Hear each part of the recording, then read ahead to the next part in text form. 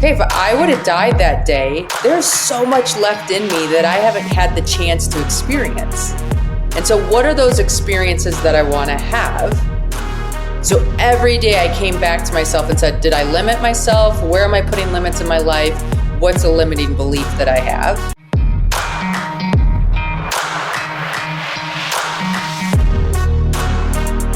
Why don't you introduce yourself, with what you got going on and all that good stuff? Yeah. So my name is Jenn Drummond. I live in Park City, Utah. I'm a mom of 7.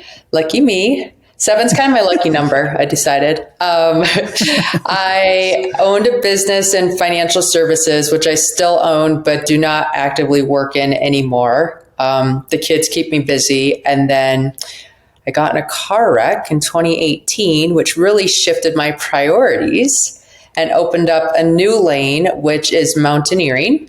So I am on the quest to be the first female to climb the 7 second summits, which are the second highest point on each continent, not the first. I have 5 of 7 done. Woohoo! And hope to finish up the next 2 by next June, but we'll see how all that works out. Yeah, when I saw on a few of the interviews you did, and then I heard about the car accident, and then how that all kind of evolved. You went from the car accident to like really wanting to do the second highest peaks in the 7 countries. Not very many people get to that point. Yeah, where they're like, I've got to make that transition. And listen, you've been on a lot of podcasts. You've been doing a lot of these things, and it's amazing. But I'm just curious for our audience, like, how did it come to that point for you? Because my podcast is a lot about just like start, like how do you start, right? Right. Because that's the hardest part. And so for you doing that seems like, not a lot of people can. So I'm curious to hear your thought process. Yeah. So, you get shaken alive, I say, from a car wreck, right? You no longer become fear of dying. You just realize like that's going to happen. I don't know why before I thought like it's in the future. I'm young. I don't have to think about it. It's there, whatever. When you're in that circumstance, you're like, okay, well, it's real and it can happen. I literally looked at my life and said, okay, I get to choose how I show up and how I do life. I don't get to choose when I leave. So what are all the things that I want to do? So I started this massive bucket list and started thinking, okay, what can I do in my 40s? What can I do in my 50s? Like museums and stuff, like 80s, right? I don't need to be as healthy as I do to do Everest as I do to walk through a museum. And so it really just made me think, okay, if I would have died that day, there's so much left in me that I haven't had the chance to experience. And so what are those experiences that I want to have? And like that really became the theme of my life of just doing things, because what happens if it's the last day? Yeah. Right. So I had a sense of urgency that I don't recommend you getting from a car wreck, but I do recommend you trying to find. And, over my course of doing podcasts and things, I've come across different strategies that different people have. And one of them is labeling your year. I didn't really realize that I was doing this secretively, but I was like 2021 was my year of Mount Everest. That was my focus. That was that was what I was hoping to achieve. When 2022 came around, that's my K2. But now, like someone else said, like my year for 2021 was no limits. So every day I came back to myself and said, did I limit myself? Where am I putting limits in my life? What's a limiting belief that I have? I love that. I'm like, I might steal that for 2023, right? Like forget the mountains. Let's go into something that every day I can come home to and make sure that it's pushing me forward, but also anchoring me into who I am. Yeah. And so I'm a big proponent, like I'm a big stoic guy. And so one of the tenets of stoicism is that memento mori, like remember you will die. And the reason a lot of people don't like it is because it can be a very, like it can take you down one of two ways, right? A very nihilistic approach, which like, you kind of give up on everything because it's all going to die and end anyway, right? And or you can go down the path that that you've gone down, right? Like this invigorating sense of urgency to like get things done. And again, it's just this weird thought process that not a lot of people go through. Cause like I said, you can go take one of those two roads. And so what made you go down that and get that sense of urgency versus like going down maybe a darker path? 7 humans that call me mom, right? Like they're watching, they're internalizing, like, what does this mean? And they're always doing it. So for example, bring up a whole different story. When COVID hit, I got lucky. We went to Hawaii and ended up spending the first 6 months of COVID in Hawaii. Okay. My 9-year-old son at the time says to me, "What do we do for COVID-18? And then I'm like, "There wasn't a COVID-18, honey." And he goes, "Well, if there's a COVID-20, I really want to go to Brazil."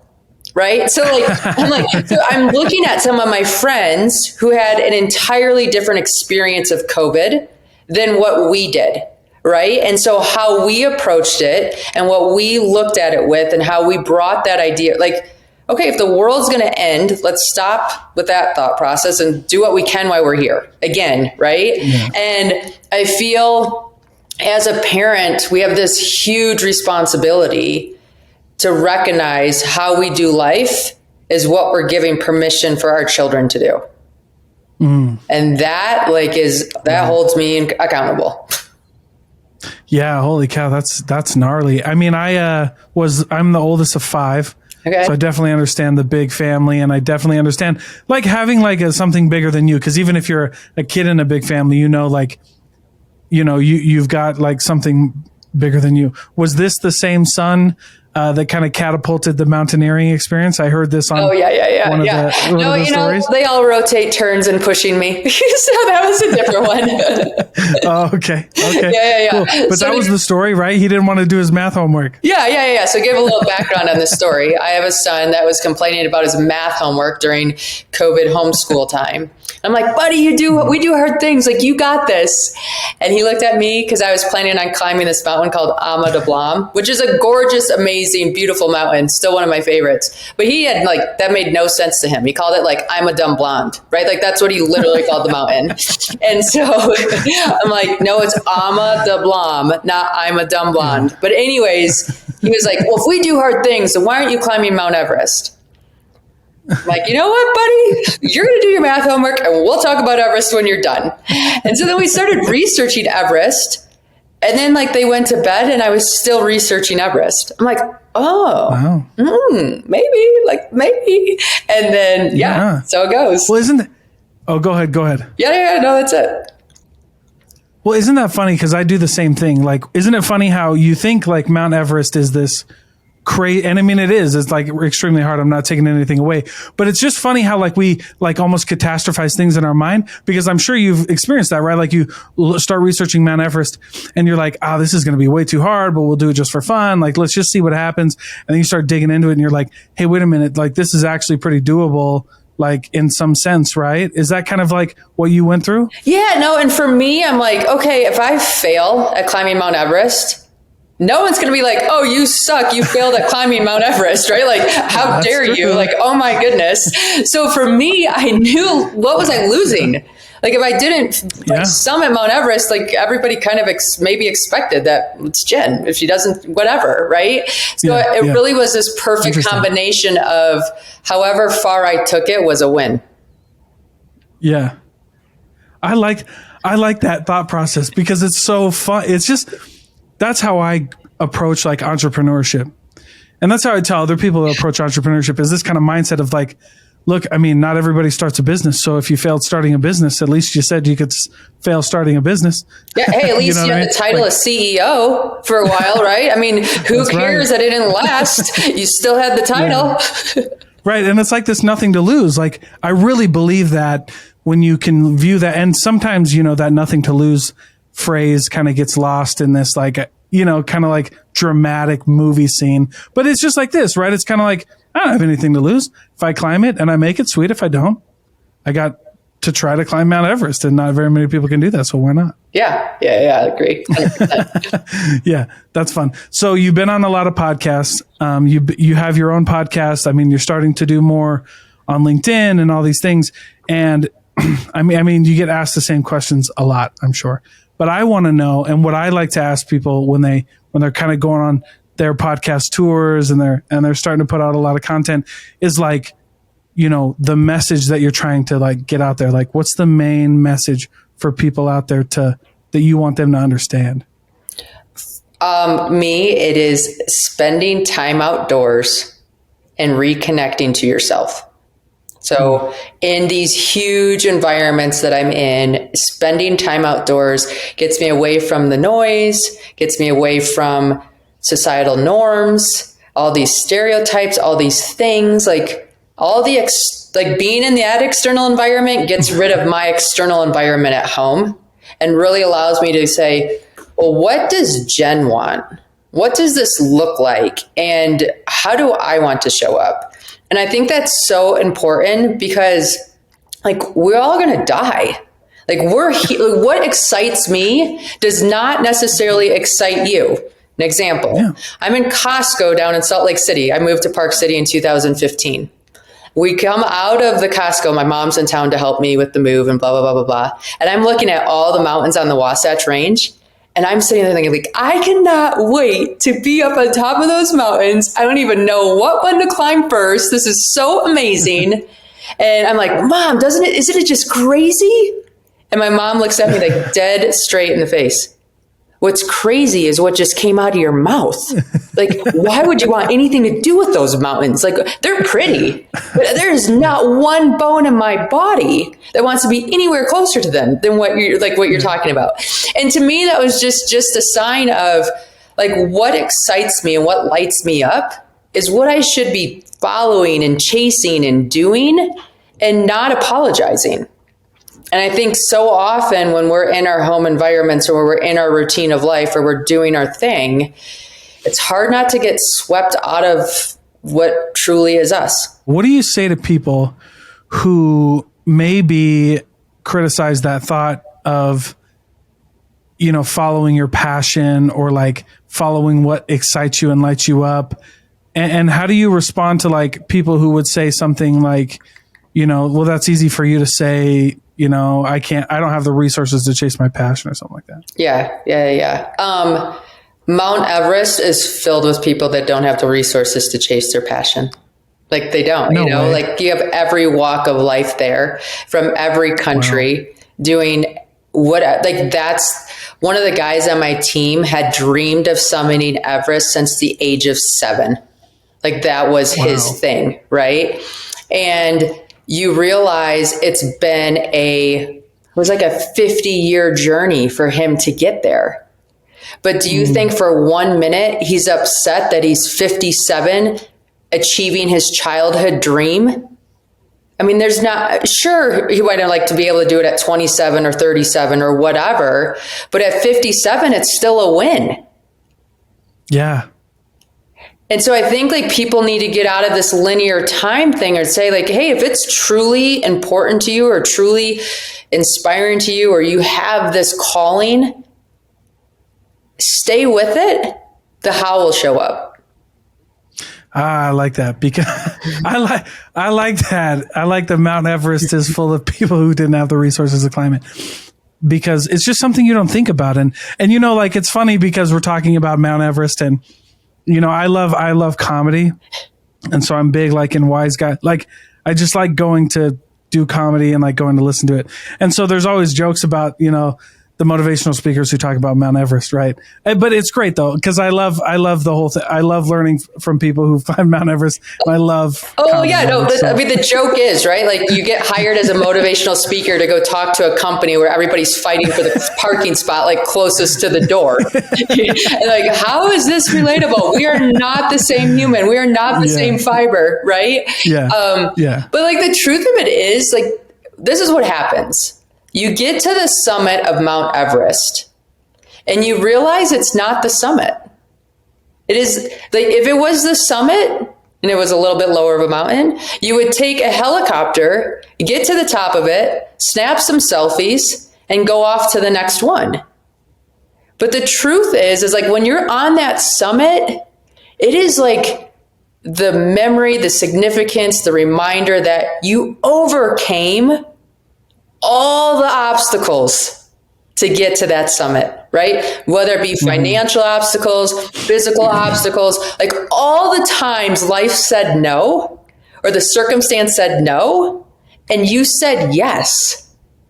So like whether it's Mount Everest or it's starting a business or it's a family or going on a trip or whatever that thing is, like the setbacks are just, that's what makes the story. That's what makes the summit worthwhile. If you could just run up there and take a photo, like who cares? People care because it signifies all the things you overcame to become.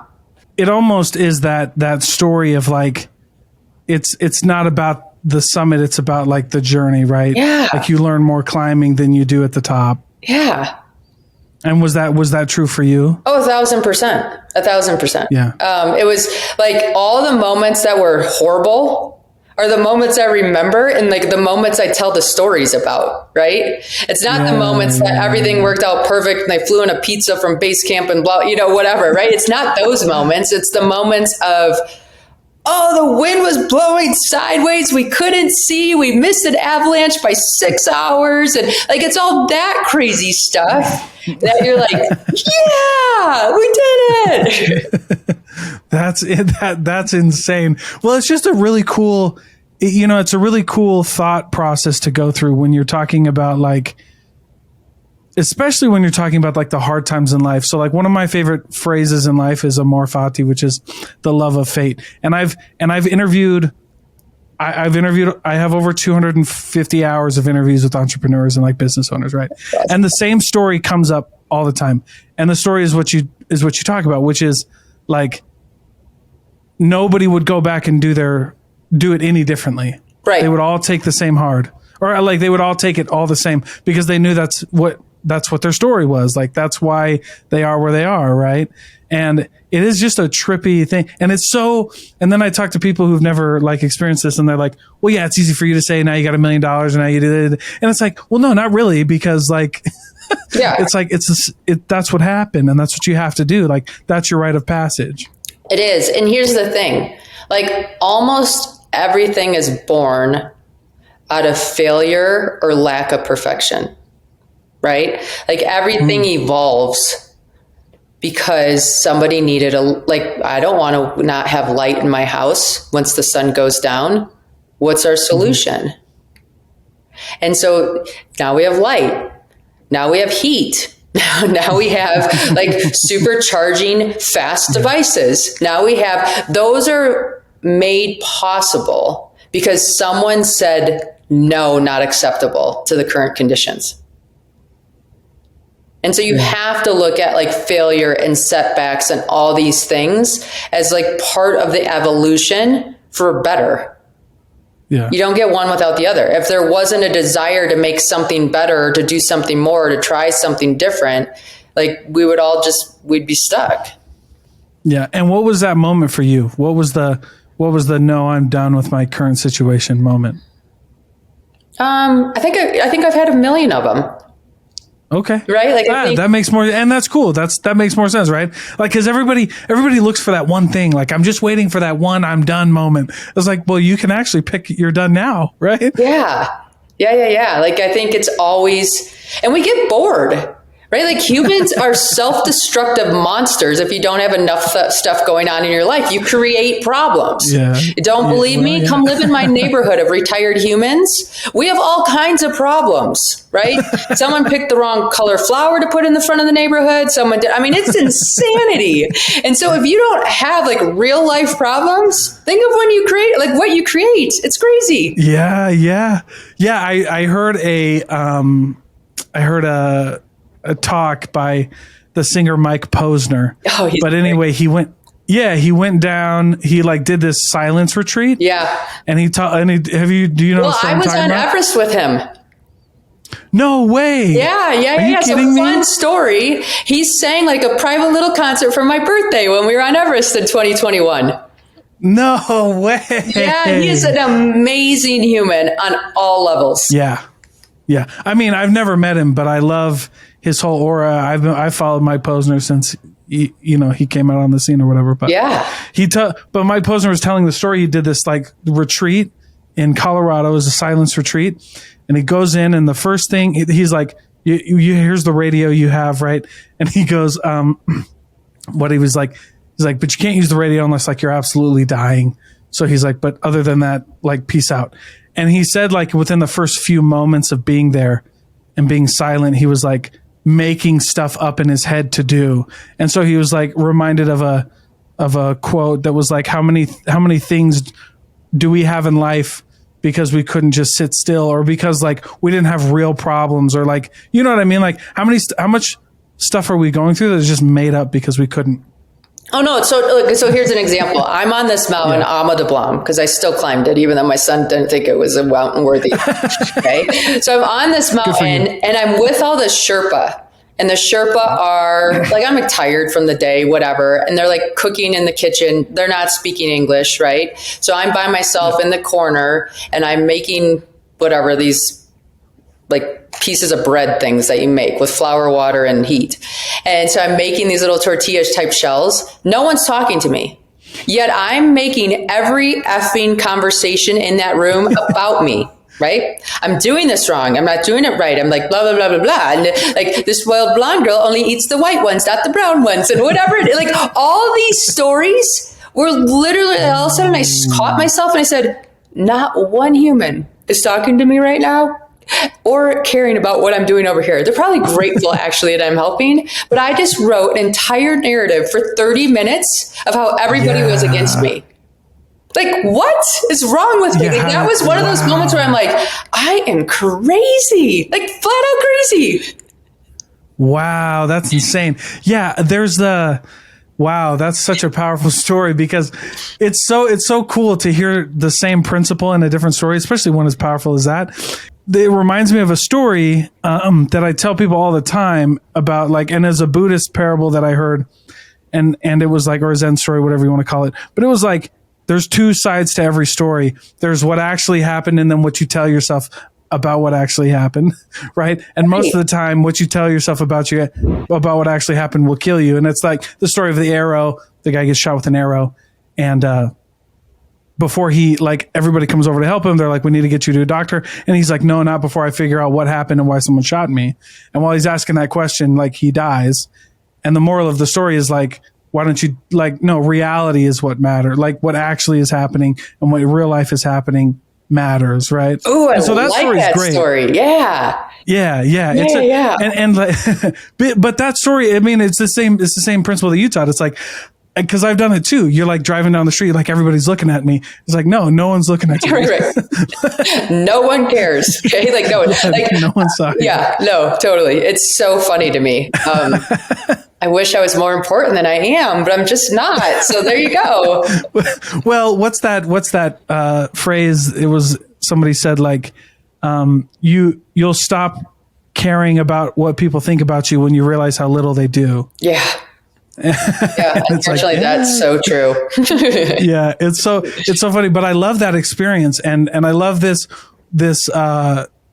idea of like how you connect these two. So, I mean, one of my favorite questions is to ask, like, what were some of the biggest lessons that you learned in your mountaineering, whether it was Everest or the other mountains or whatever. Okay, let's hit two stories, and if you want more, we can go into more. But two stand out to me big time.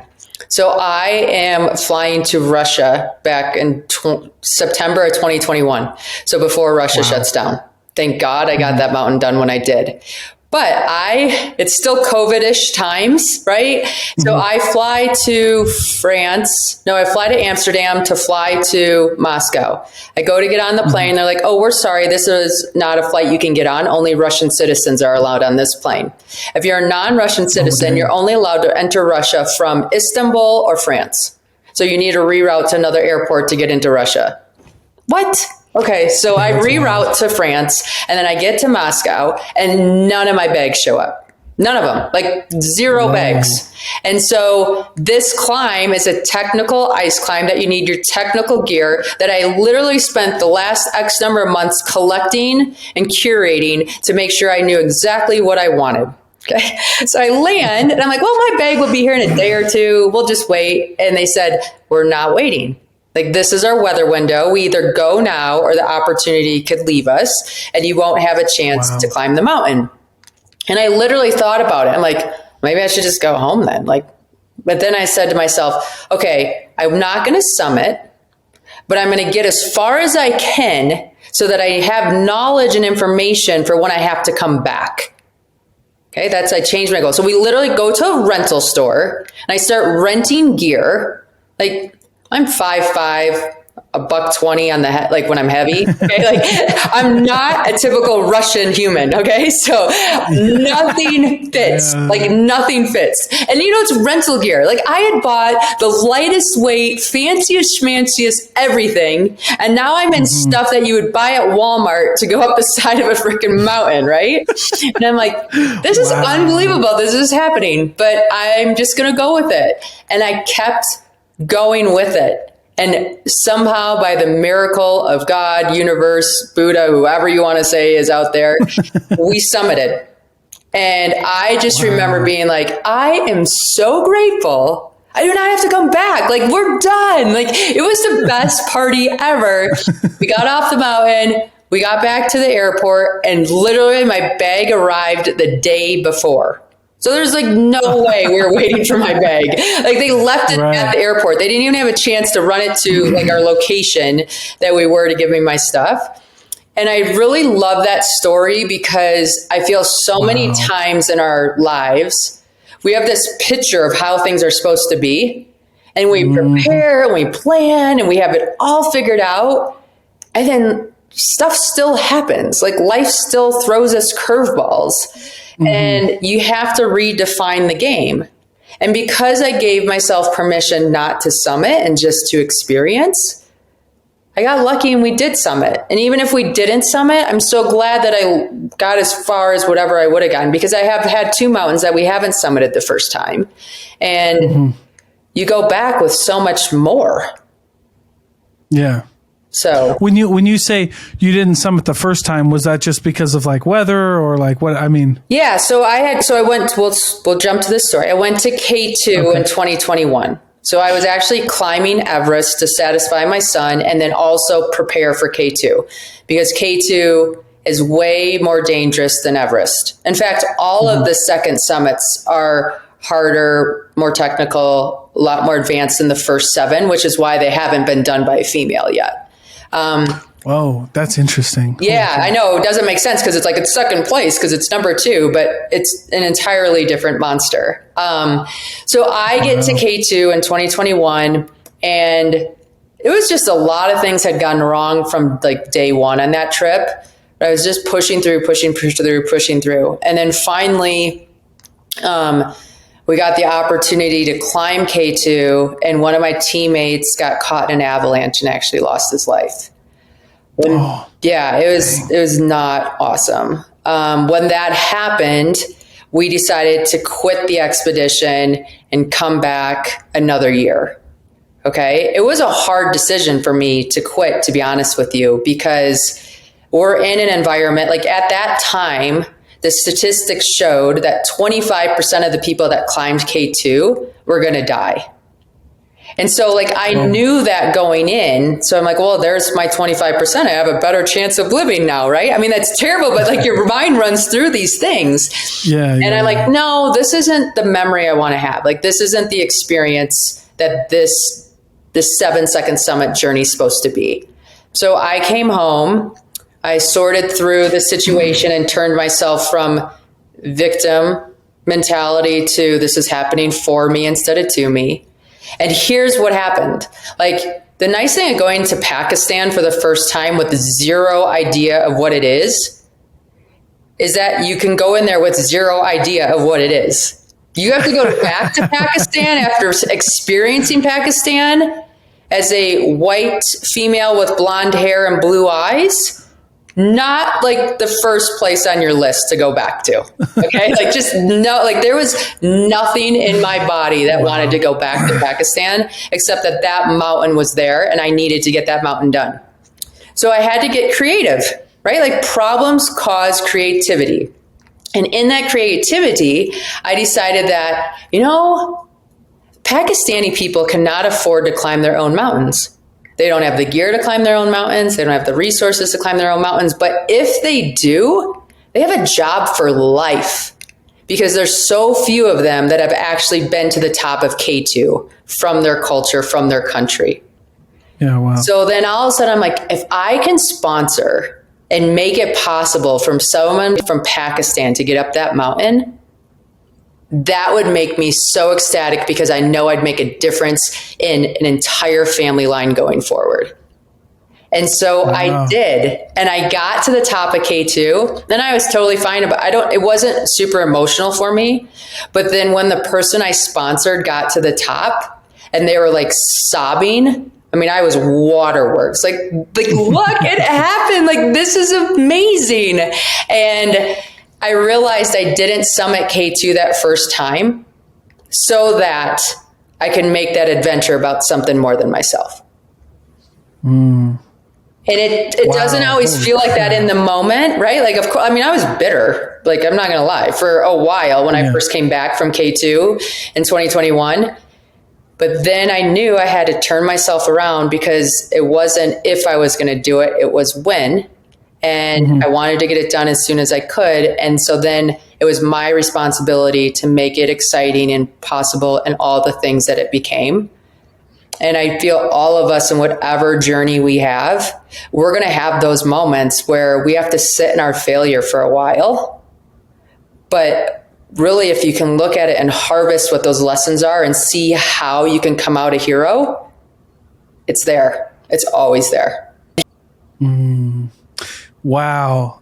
Sometimes I get in these interviews and I hear an amazing story like that, and it takes me a minute because, like, that's incredible. Yeah. Like, being able to sponsor somebody from Pakistan to do that is like, I would have never even thought of, like, not very many people think of that either, right? Well, you wouldn't think of it. It's crazy how you do that. Yeah. I didn't think of it, but the only reason why I thought of it is because I'd been there once before. I failed. Right. And so then I saw the environment. I saw where the needs were. I saw where the shortages were. I saw an area that I could have an impact on. And then I stepped up to the plate and did it.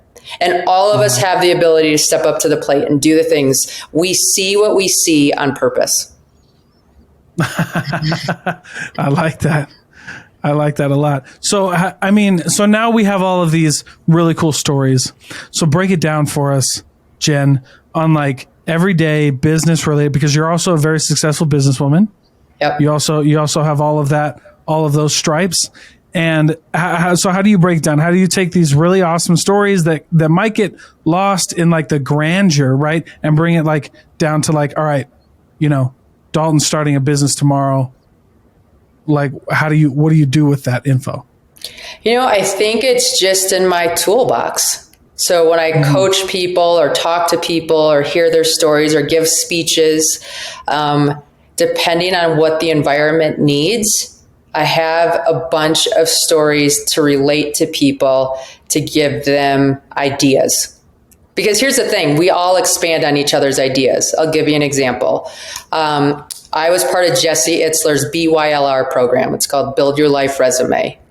And he did this challenge where everybody had to do a nice deed. Okay, great. So like it started with somebody putting $10 on, and you like posted in the group like what you were going to do. It started with somebody putting $10 in somebody's windshield, and then like it evolved and it evolved and it evolved. Well, what I did is I'm like, okay, I have a friend that has a condo in Park City that's out of town during the month of March. I asked him, I said, okay, you have this condo, you're out of town. Do you mind if I give this condo up to rent for free to people that are coming from this group that I'm in this is like the kind of crowd that joins that place and blah, blah, blah, blah, blah. And this person said yes. So I put on the thing Like, hey, I have a condo in Park City.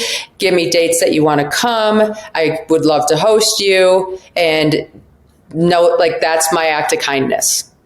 So I had like a ton of people take me up on the offer. I had like a guy that came to Park City right before COVID and they had to leave, so they never got to ski. And he saved up a ton of money to make that trip possible. And now he could bring his family back and close the door on that trip. And here's what happened. Everybody that came then did something so much more magical with the gift. Right? Like it gave so much more. And some people were like, hey, I can't come, but I have a condo in so-and-so area that it's available for a week. And since you did this deed, we'd like you to stay there anytime, just reach out. And this is the deal. Like, we have to do things. We have to share. We have to try, because my idea is going to trigger your idea, which is going to trigger another idea. And exponentially, it makes things amazing. Yeah. I like that too. I mean, it's just really good because you never know. Like, so one of the things that I'm doing, or I'm in the process of doing, is like I'm not from Utah either. By the way, are you from the Midwest? Yeah, I am. Okay. I am. Where are you from? Okay, what part? I'm from Michigan. I'm from Iowa. Oh, see, we escaped. Okay, people who are listening, you do not understand that if you meet somebody from Illinois, Iowa, Ohio, Indiana, or Michigan, they escaped the Midwest vortex. And that vortex is serious. Okay? It is strong. People who live in these states bleed their state and do not understand why you would ever exit. Yep. I remember sitting, one of the most vivid memories I have of high school is we were sitting in this Principles of Technology class. We call it POT class. And we were sitting in this class, and I remember I was saying, like, I'm not staying here. And my teacher, he was like this old, we lived in a small town. He was like that same gas station coffee guy every morning, knew everybody since he was 4, right? Like, I remember him sitting here and he's like, yeah, you'll try and then you'll come back. And then he started the class and I was like, no, I'm not doing it. No. But I'm like, okay, Mom, I'm going to go to Park City for 6 months and try it out. And if we don't like it, we'll be back. Okay. No worries. Yeah. I was here for 3 weeks trying to figure out how to sell my home back in Holland, in Michigan, and stay forever. 3 weeks is all it took. I'm like, are you kidding me? This is what my life's like? We are good. It's nice. Well, and it's funny that you bring that up, because one of the things, so like I went back to my high school and I set up a scholarship there for the kids there, but it's not like a normal scholarship. Like, if you go to college for this, you get this scholarship, or if you write this essay, you get this. So mine was like mine is a 5-week entrepreneurship like challenge. Amazing. And they get, and it's there's a boy winner and a girl winner. So I make sure everybody gets a shot. But it's funny because like when they asked me like, why are you setting this up? I was like, so that people can get out of there. Yes. I was like, so they can get out, or they can make a difference in their town, or they can get out, because like it does, man. I'm like, oh goodness. But no, it's funny because, well, that's one of the things though. It's like, you do something good, like do a good deed. That's one of the weeks of my entrepreneurship challenge. So it's like 5 weeks, right? But it's for kids. But that's one of them, because it's like, if you get to this point and you don't know how to like give back, or you miss the point of like what you're doing this for, which is like we try to impact other people's lives in a positive way. Mm-hmm. You miss the whole thing, right? Right. You missed it. I had 0 social media prior to doing this adventure, like 0. I had this idea that it was this horrible thing and I wasn't going to be a part of it. And then one of my girlfriends said, listen, the closest we're going to get to any of these adventures is through you. So start doing these social channels so that we can follow along and like see what's going on. And I said, all right, like I'll sure, we'll try it, whatever. And then it's turned into this huge blessing, right? Like huge. Mm-hmm. There is a girl who, it connects you to people all over the world, one. And then you find ways, like you find your people. Right. And so there's a female that was going through cancer that wanted to climb one of the mountains I was climbing and could not climb it because she had cancer. And so she was like so grateful. I shared the photos, blah, blah, blah, blah, blah. I ended up like taking prayer flags up to the top of the mountain and then bringing them back, and then like finding who her, like I'm a little creeper, but finding who her husband was on Instagram, got their address and mailed them to them. Okay. Probably 6 months afterwards, the husband reached out to me on Insta again and said, I just want to let you know that my wife passed away. The prayer flags are buried with her. And they were with her the entire end of the journey. And it meant so much to our family and so much to all of us. So I wanted you to like hear the story. And it was awesome, right? Because it just like I had such a negative perception of something, was willing to dip my toe in a little bit and see what happened. And now I have like a podcast. Like what? Like that doesn't even make sense. Like, yeah, good for you.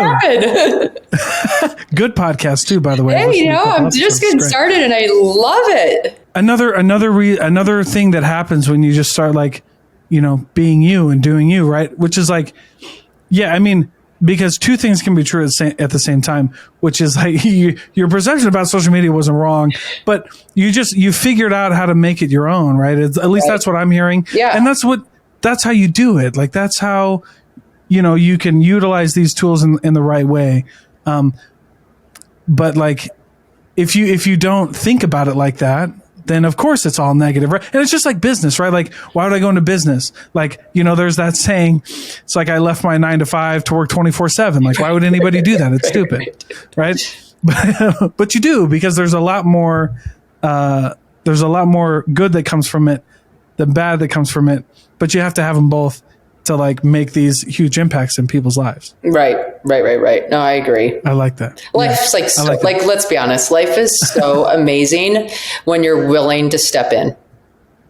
Yeah. I mean, it just is. Like when you're willing to be like, okay, I could look like a total. Okay, so here's another example. My word tonight is here's an example. Like I've used it 1,000 times, but I wanted to get my pilot's license. I thought for sure I was going to, I'm going to buy a plane. We're going to fly my kids all over the place, and we're not doing it. Like I flew private once, fell in love, and decided I wanted my pilot's license because I didn't want to fly commercial ever again. So I signed up for these lessons, and my instructor is like loves flying. So part of the reason why I stayed in the lessons as long as I did is because I'm like, maybe I could eventually get some of that mojo, and then I'd be that excited about it. But here's the thing about flying is that you're in an airplane that wants to fly. Like airplanes want to fly. So the entire time you're flying, you're scanning controls for something that goes wrong. And then you're scanning the environment so that if something goes wrong, you know where to land. Okay. Then for 2 seconds, you're excited that you're flying and everything's good. And then you're going through all of it again, looking for something wrong. So I'd come home from pilot's license or getting like practicing, and like I would be in that mindset of what's wrong. Nothing was wrong. Like my life was great at home, but I was like, so I got it scanning the environment. Like what do we need to land? Like what's going to happen? And I was like, this is terrible for my personality. I am so grateful that people want to be pilots. I don't know how to get out of this avatar. Like it's not working.